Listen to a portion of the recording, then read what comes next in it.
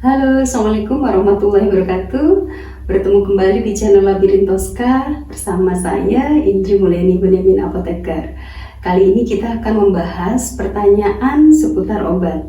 Saya mendapatkan pertanyaan dari seorang ibu, yaitu Ibu Yohanita. Bertanya seperti ini.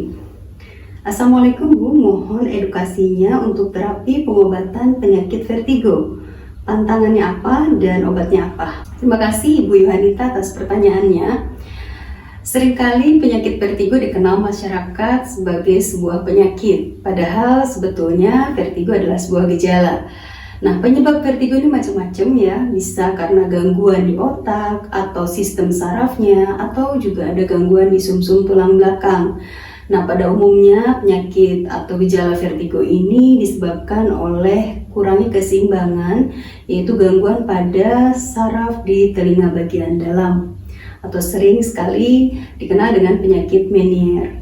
Nah, untuk vertigo ini macam-macam ya gejalanya, tapi pada umumnya yang dirasakan adalah perasaan berputar, pusing berputar, baik diri sendiri mungkin merasakan berputar atau sekeliling kita yang berputar.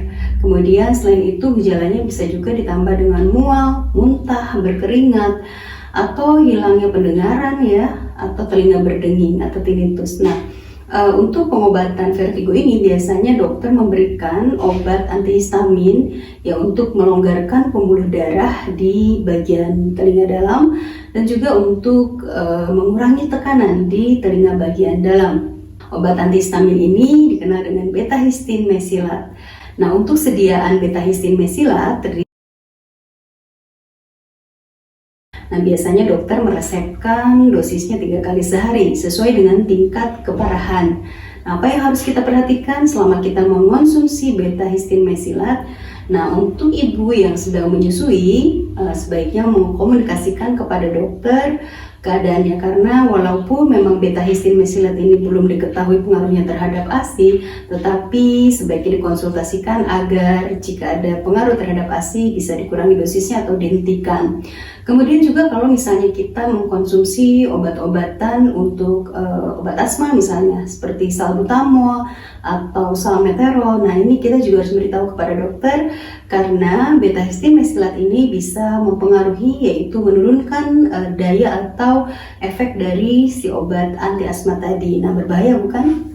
Jadi memang mengkonsumsi obat itu tidak sembarangan, kita harus melakukan konsultasi baik kepada dokter maupun nanti di apotek Anda kepada apoteker ya.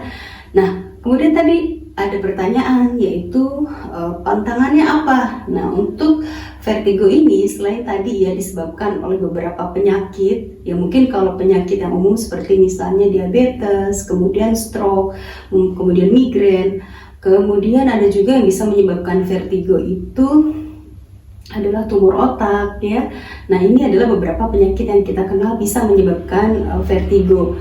Nah, karena vertigo ini adalah gangguan dari keseimbangan, maka sebetulnya sih bisa mencegah, kita bisa cegah vertigo ini kambuh dengan melakukan kebiasaan baik ya, yaitu yang pertama hindari merokok, hindari konsumsi alkohol ya, karena itu akan memperberat dari gejala vertigo ini. Kemudian juga untuk beberapa kasus kita bisa mengurangi atau mencegah terjadinya vertigo dengan cara misalnya setelah bangun tidur tidak langsung melakukan aktivitas, tetapi duduk sejenak untuk membalikan keseimbangan kita. Kemudian juga bisa tidur dengan posisi kepala yang lebih tinggi. Nah, dan juga ada beberapa nih pantangan atau memang makanan yang bisa dihindari kalau tidak ingin gejala vertigo ini datang ke kita. Ya, contohnya makanan apa? Semua makanan yang mengandung gula tinggi, kandungan gula tinggi itu bisa merangsang ya timbulnya gejala vertigo. Kemudian juga makanan yang mempunyai kadar garam yang tinggi. Selain itu juga ada beberapa makanan seperti hati ayam, kemudian juga daging asap, bisa dia merangsang untuk vertigo. Nah, kalau untuk buah-buahan seperti buah sitrus ya, dan juga di makanan yang mungkin kita sukai atau favorit banget ya seperti susu dan keju. Nah, ini harus dihindari oleh penderita atau pasien-pasien yang sering mengalami gejala vertigo. Jadi itu harus dihindari. Kemudian makanan apa yang bisa berefek positif untuk gejala vertigo? Selain tadi pengobatan secara kimia ya dengan beta-histin mesilat, tapi itu kan harus dengan resep dokter ya kita untuk mendapatkannya. Nah, ada juga obat herbal yang bisa mengurangi potensi terjadinya gejala vertigo, yaitu ginkgo biloba. Nah, untuk sediaan ginkgo biloba banyak diproduksi. Nanti teman-teman bisa ke apotek dan tanyakan kepada apoteker Anda sediaan ginkgo biloba baik dalam bentuk kaplet ataupun kapsul. Oke? Nah, untuk tadi ya, makanan apa yang bisa berguna untuk penderita gejala vertigo? Salah satunya adalah rutin mengkonsumsi jahe dan juga kacang almond. Jadi rutin meminum sediaan jahe ya dan kacang almond untuk camilan tuh juga bisa membantu pencegahan timbulnya gejala vertigo. Nah, demikian Ibu Yohanita atas pertanyaannya. Saya sudah jawab, mudah-mudahan bisa bermanfaat. Dan untuk pertanyaan teman-teman lainnya bisa bertanya kepada saya melalui website informasi obat ya, www.informasi-obat.com. Kemudian di situ ada fitur konsultasi obat online dan kalian bisa catat di situ, berikan kepada saya, dan insya Allah nanti saya akan upload video berikutnya, yaitu video dari pertanyaan-pertanyaan teman-teman melalui channel atau website konsultasi obat saya.